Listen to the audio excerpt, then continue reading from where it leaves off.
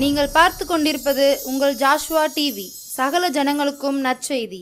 சிலுவை சிலுவை அன்பின் உயரம், சிலுவை தியான நேரம், இதயம் உடையும் நேரம். இந்த நிகழ்ச்சியை உங்களுக்கு வழங்குவது நிலா கோரைக்கடை, ஆனங்குளம் மற்றும் பாவூற்றத்திரம். அன்பான ஜோசுவா டிவி நேயர்களுக்கு இந்த சிலுவை தியான நேரத்திற்கு உங்களை அன்புடன் அழைக்கிறோம். கர்த்தராகிய இயேசு கிறிஸ்துவின் நாமத்தில் என் வாழ்த்துக்களை உங்களுக்கு நான் தெரிவித்துக் கொள்கிறேன். இந்த நாளிலும் நாம் நம்முடைய சிலுவை நேர தியான பகுதியில் நாம் சிந்திக்கப் போகிற ஒரு முக்கியமான காரியம், நாம் சாபங்களுக்கு நீங்களாக்கப்பட்டிருக்கிறோம்.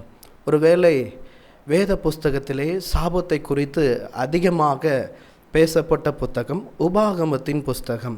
உபாகமம் 28வது அதிகாரம் 15வது வசனத்தில் வேதம் இப்படியாக சொல்லுகிறது. உபாகமம் 28:15வது வசனம். இன்று நான் உனக்கு விதிக்கிற உன் தேவனாகிய கர்த்தருடைய எல்லா கற்பனைகளின்படியும் கட்டளைகளின்படியும் நடக்க கவனமாயிருப்பதற்கு அவர் சத்தத்திற்கு செவி கொடாதே போவையாகில் இப்பொழுது சொல்லப்படும் சாபங்கள் எல்லாம் உன் மேல் வந்து உனக்கு பலிக்கும். வேத வசனம் தெளிவாக சொல்லுகிறது, தேவனுடைய ஒரு தரம் என்பது நாம் அவருடைய எல்லா கற்பனைகளுக்கும் நாம் கீழ்ப்படிவது. ஒருவேளை இங்கே இருக்கக்கூடிய நீங்கள் எல்லா கற்பனையும் என்பது அதில் ஒன்று கூட நாம் தவறாமல் தேவனுடைய வார்த்தை என்ன சொல்லுகிறதோ அப்படியே நாம் தேவனுடைய வார்த்தைக்கு கீழ்ப்படிய வேண்டும். நீங்கள் யாக்கோபு புஸ்தகத்தில் 2வது அதிகாரத்தை பார்த்தீர்களானால் அந்த 2வது அதிகாரத்தில் வேதம் சொல்லுகிறது, நாம் ஒரு நியாயப்பிரமாணத்தை மீறினால் முற்றிலும் தவறினவர்களாக இருக்கிறோம் என்று வேதம் சொல்லுகிறது. ஒருவேளை தேவனுடைய வார்த்தைக்கு நாம் ஒன்று கீழ்ப்படியாவிட்டால் நாம் எல்லாவற்றிற்கும் கீழ்ப்படியவில்லை என்பதுதான் அர்த்தம். ஒருவேளை இந்த வேதம் சொல்லுகிறது, நாம் தேவனுடைய வார்த்தைக்கு கீழ்ப்படியவில்லை என்றால் இப்பொழுது சொல்லப்படும் சாபங்கள் எல்லாம், ஒருவேளை சாபம் என்று சொல்லப்படவில்லை, சாபங்கள் எல்லாம் உன்மேல் வந்து உனக்கு பலிக்கும். வேதம் இது தேவனுடைய வார்த்தை. ஒருவேளை நாம் நினைக்கலாம், சாபம் எப்படி தேவன் நமக்கு கொடுக்க முடியும் என்று. இது ஒருவேளை மனிதர்கள் சொல்லப்படுகிற சாபம் அல்ல, இது தேவனிடத்திலிருந்து வரக்கூடிய நீதியான நியாயமான தண்டனை. ஒருவேளை பாவம் செய்கிற எந்த மனிதனுக்கும் கிடைக்கிற நியாயமான நீதியான தண்டனை. ஒருவேளை சாபம் என்பது நாம் நினைத்து கொள்ளலாம், ஒருவேளை மனிதர்கள் கூறுகிற சாபம் என்பது அது ஒருவேளை அது பிரயோஜனமற்றது, அது குருவியை போல பறந்து போகும் என்று வேதம் சொல்லுகிறது. அதனுடைய தேவனுடைய சாபம் என்பது அது அவருடைய வார்த்தை. ஒருவேளை இங்கே இருக்கக்கூடிய நீங்கள் தேவனுடைய கட்டளைக்கு ஒன்று கீழ்ப்படியாவிட்டால் இப்பொழுது சொல்லப்படும் சாபங்கள் எல்லாம் உங்கள் மேல் வந்து பலிக்கும் என்று வேதம் தெளிவாக சொல்லுகிறது. ஒருவேளை இங்கே இருக்கக்கூடிய நீங்கள், இதை பார்த்து கொண்டிருக்கிற நீங்கள், இந்த வேத வசனத்தை நீங்கள் தெளிவாக பார்த்தீர்கள் என்றால் நீங்கள் அறிந்து கொள்ள முடியும். சாபம் என்றால் நீங்கள் அடுத்த வசனத்திலிருந்து அது ஆரம்பிக்கிறது. நீ பட்டணத்திலும் சபிக்கப்பட்டிருப்பாய், பட்டணத்திற்கு வெளியிலும் சபிக்கப்பட்டிருப்பாய். வேதம் சொல்லுகிறது, நாம் தேவனுடைய வார்த்தைக்கு ஒன்றுக்கு கீழ்ப்படியாவிட்டால் தேவனுடைய தண்டனையானது அது சாபமாக வெளிப்படுகிறது. நம் இருக்கிற ஊரிலும் வெளியிலும் சபிக்கப்பட்டிருக்கிறோம். சாபம் என்பது ஒரு தண்டனை, அது ஒரு வேதனைக்குரிய ஒரு விஷயம். ஒருவேளை ஆசீர்வாதத்திற்கு தலைகீழானது சாபம். நாம் ஒரு பாவம் செய்வோமானால் நாம் பட்டணத்திற்கு வெளியிலும் சபிக்கப்பட்டிருப்போம். இது தேவனுடைய நியாயமான நீதியான பாவம் செய்கிறவர்கள் மேல் வரக்கூடிய தண்டனை. ஒருவேளை அடுத்த வசனத்தை நீங்கள் பார்த்தீங்க அப்படின்னா, உன் கூடையும் உன் மாப்பி செய்கிற தொட்டியும் சபிக்கப்பட்டிருக்கும். உன் கர்ப்பத்தின் கனியும் உன் நிலத்தின் கனியும் உன் மாடுகளின் பெருக்கும் உன் ஆடுகளின் மந்தைகளும் சபிக்கப்பட்டிருக்கும். ஒருவேளை ஏன் நான் இந்த சாபத்தை வாசிக்கிறேன் என்று தெரியுமா? தேவனுடைய நியாயமான தண்டனை என்பது இங்கே இருக்கிற, இதை பார்த்து கொண்டிருக்கிற ஒவ்வொருவருக்கும் அது தகுதியானது, அது நிறைவேறக்கூடியதாக இருக்கிறது. ஒருவேளை இங்கே இருக்கக்கூடிய நாம் தேவனுடைய கட்டளைக்கு ஒன்றிலே மீறினால் சொல்லப்படும் சாபங்கள் எல்லாவற்றையும் நீங்கள் பார்த்தீர்கள் என்றால் அது நமக்கு மிகுந்த வேதனையும் வருத்தத்தையும் கொடுக்கக்கூடியதாக இருக்கிறது. ஒருவேளை இங்கே இருக்கக்கூடிய நீங்கள் நம்மளுடைய வேலை, நம்மளுடைய பிள்ளைகள் சபிக்கப்பட்டிருப்பார்கள் தேவனால். அடுத்து பார்த்தீங்கன்னா, நீ போகையிலும் சபிக்கப்பட்டிருப்பாய், நீ வருகையிலும் சபிக்கப்பட்டிருப்பாய். ஒருவேளை நாம் நம்மளுடைய வாகனத்திற்கு பின்பதாக இந்த வசனத்தை பார்த்திருப்பீர்கள். அநேக கிறிஸ்தவர்கள் இதை எழுதியிருப்பார்கள். நீ போகையிலும் ஆசீர்வதிக்கப்பட்டிருப்பாய், நீ வருகையிலும் ஆசீர்வதிக்கப்பட்டிருப்பாய். அந்த வசனமானது எல்லா கட்டளைகளுக்கும் கீழ்ப்படிகிறவர்களுக்கு உரியது. ஆனால் வேதம் சொல்லுகிறது, நாம் ஒரு பாவம் செய்துவிட்டால் நம்முடைய பிரயாணம் சபிக்கப்பட்டிருக்கும். ஒரு இங்கே யோசித்து பாருங்கள். இதிலிருந்து நாம் பார்க்கும் பொழுது நீங்களும் நானும் இன்றைக்கி ஆசீர்வாதமாக இருக்கிறோம். நம்முடைய வீடு ஆசீர்வதிக்கப்பட்டிருக்கிறது. நீங்கள் பட்டணத்தில் ஆசீர்வதிக்கப்பட்டிருக்கிறீர்கள், பட்டணத்திற்கு வெளியிலும் ஆசீர்வதிக்கப்பட்டிருக்கிறீர்கள். உங்களுடைய பிரயாணம் வாய்க்கப்பட்டிருக்கிறது. நீங்கள் அடுத்து தொடர்ந்து வசனங்களை பார்த்தீர்கள் என்றால், ஊரில் மழை பெய்யாது, வறட்சியில் நாம் அழியும் மட்டும் தேவனுடைய சாபமானது இருக்கும் என்று வேதம் சொல்லுகிறது. யோசித்து பாருங்கள். நீங்களும் நானும் இன்றைக்கு அப்படியா இருக்கிறோம்? நாம் தண்ணிக்கு பஞ்சமில்லை, சாப்பாட்டிற்கு பஞ்சமில்லை. நம்முடைய பிள்ளைகள் ஆசீர்வதிக்கப்பட்டிருக்கிறார்கள், அவருடைய படிப்பு, அவருடைய தொழில் ஆசீர்வதிக்கப்பட்டிருக்கிறது. யோசித்து பாருங்கள். இது எங்கே இருந்து வந்தது? நான் தேவனுக்கு கீழ்ப்படிந்தேன், நான் நீதியாக வாழ்ந்தேன் அப்படி என்று நீங்கள் நினைக்கிறீர்களா? இல்லவே இல்லை. ஒருவேளை அநேகர் என் தாத்தா செய்த புண்ணியம், என் பாட்டி செய்த புண்ணியம், நாங்கள் இன்றைக்கு நன்றாக இருக்கிறோம் என்று சொல்லுகிறார்கள். ஆனால் மனிதர்களிடத்தில் எந்த புண்ணியமே இருக்க வாய்ப்பு இல்லை. ஆனால் எல்லாரும் பாவம் செய்து தேவ மகிமை அற்றவர்களாகி மனிதர்களிடத்திலிருந்து வரக்கூடியது எல்லாமே அது சாபமும் சபிக்கப்பட்டதாய் தான் இருக்க வாய்ப்பு இருக்கிறது. ஆனால் இன்றைக்கு நாம் மாறாக ஆசீர்வதிக்கப்பட்டிருக்கிறோம். நம்மளுடைய பிரயாணம், நம்மளுடைய ஆகாரம், நம்மளுடைய தொழில், நான் சொல்லுவேன், இந்த ஆசீர்வாதத்திற்கு காரணம் என்ன? தேவன் தம்முடைய வார்த்தையை மாற்றி விட்டாரா? நீங்கள் பாருங்கள், தேவன் சொல்லியிருக்கிற வார்த்தை மாற்றப்பட்டு விட்டதா? நியாயப்படி நாம் தண்டிக்கப்பட வேண்டும், நியாயப்படி நாம் சபிக்கப்பட்டிருக்க வேண்டும், நியாயப்படி நாம் தேவனால் கைவிடப்பட்டிருக்க வேண்டும். ஏன் நாம் ஆசீர்வதிக்கப்பட்டோம்? நான் சொல்லுவேன், அதற்கு ஒரு காரணம் இருக்கிறது. நீங்கள் பழைய ஏற்பாட்டில் இந்த வசனம் இருக்கிற அந்த பக்கத்தை பார்த்தீங்கன்னா 258வது பக்கம். ஆனால் இது நீங்கள் புதிய ஏற்பாட்டில் 259வது பக்கத்தை நீங்கள் பார்த்தீங்க அப்படின்னா, ஏன் உங்களுக்கு சாபம் வரவில்லை, மாறாக ஆசீர்வாதம் இந்த உலகத்தில் வந்தது அப்படிங்கிற ஒரு மிக முக்கிய வசனம் புதிய ஏற்பாட்டிலே 259வது பக்கத்திலே 13வது வசனத்திலே சொல்லப்பட்டிருக்கிறது. கலாத்தியர் 3வது அதிகாரம் 13வது வசனம் நான் வாசிக்கிறேன். மரத்திலே தூக்கப்பட்ட எவனும் சபிக்கப்பட்டவன் என்று எழுதியிருக்கிறபடி கிறிஸ்து நமக்காக சாபமாகி நியாயப்பிரமாணத்தின் சாபத்திற்கு நம்மை நீங்களாக்கி மீட்டு கொண்டார். ஒருவேளை இங்கே இருக்கக்கூடிய நீங்களும் நானும் ஆசீர்வதிக்கப்பட காரணம், உங்களுடைய பிரயாணம் ஆசீர்வதிக்கப்பட காரணம் ஏதோ நம்மிடத்தில் நன்மை வாசம் பண்ணுகிறது என்று நினைக்கிறீர்களா? இல்லவே இல்லை. தேவன் நமக்காக சிலுவையில் செய்து முடித்த நன்மையே நம் இந்த பூமியில் நன்றாக இருப்பதற்கும் நாம் நன்றாக பிழைப்பதற்கும் அது நமக்கு ஆசீர்வாதத்தை கொடுத்திருக்கிறது.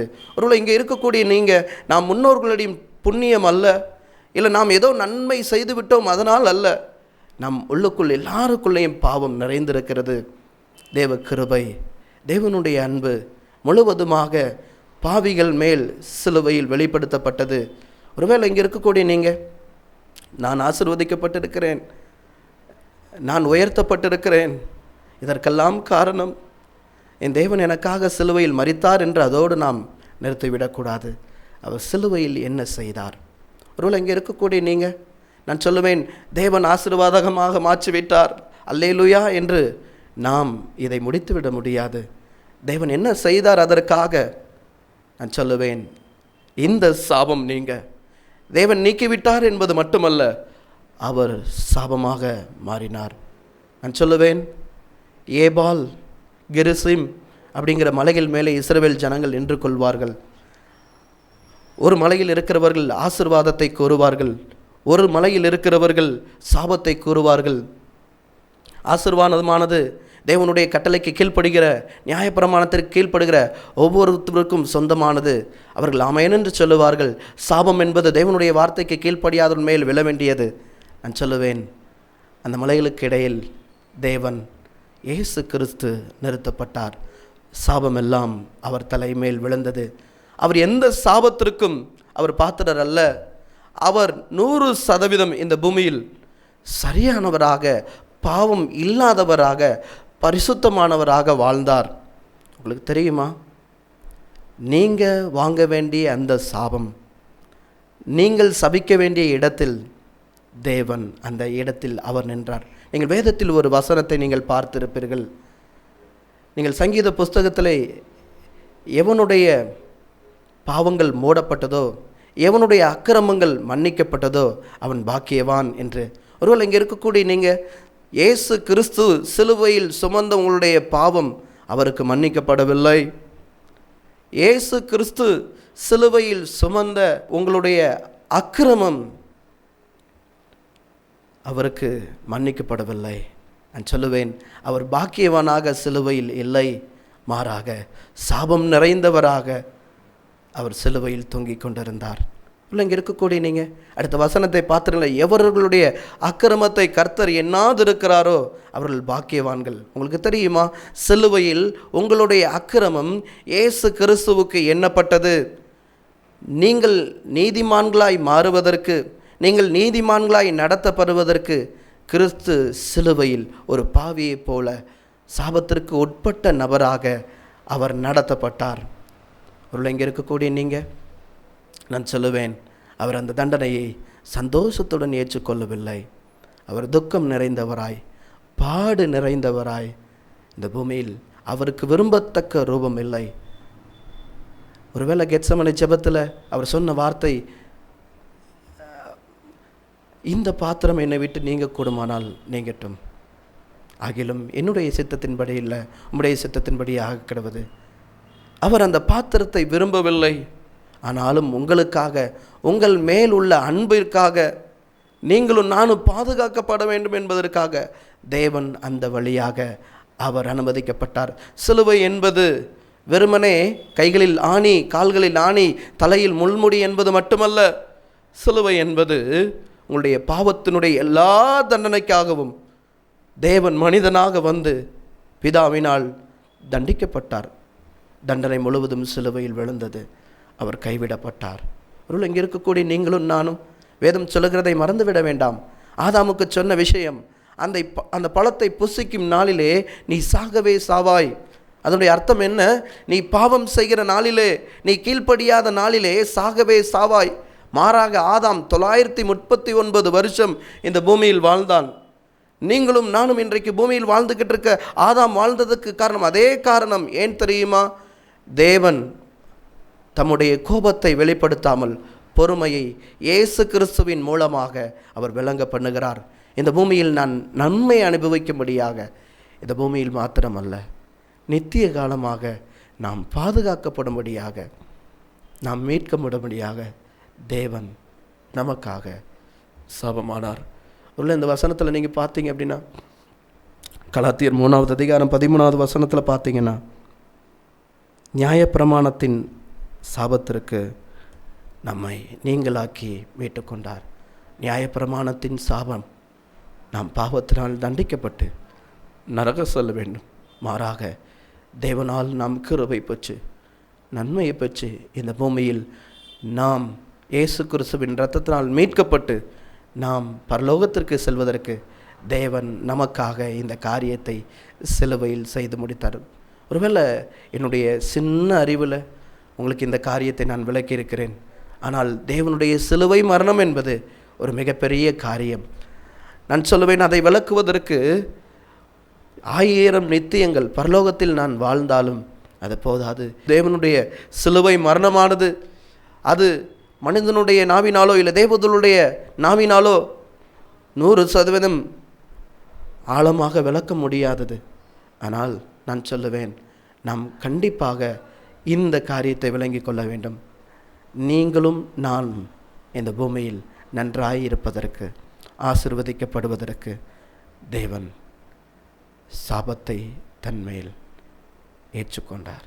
நான் சொல்லுவேன், இன்றைக்கு ஒவ்வொரு நேரமும் நினைத்து கொள்ளுங்கள், நீங்கள் பாதுகாப்பாக இருக்க காரணம், நீங்கள் நன்றாய் சாப்பிடுவதற்கு காரணம் உங்களுடைய வேலை அல்ல, உங்களுடைய ஞானம் அல்ல, தேவனுடைய சிலுவை மரணம் மாத்திரமே. நான் இன்றைக்கும் ஒரு தண்ணி சொட்டுக்கும் நான் தகுதியானவன் அல்ல.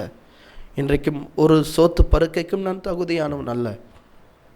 நான் எந்த ஒரு பாதுகாப்பிற்கும் தகுதியானவன் அல்ல. எல்லாம் இயேசு கிறிஸ்துவின் மரணத்தின் மூலமாக நமக்கு கிடைத்தது.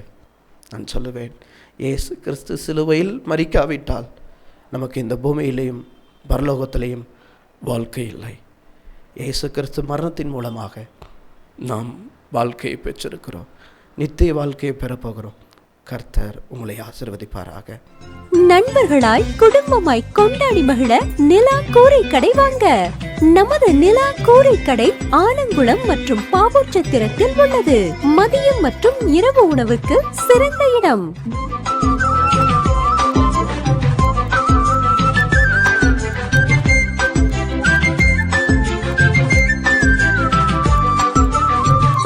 அருகில் பழைய சந்தை, பாவூர்சத்திரம் மற்றும் ஆலங்குளம் இந்தியன் வங்கி கீழ்ப்புறம்.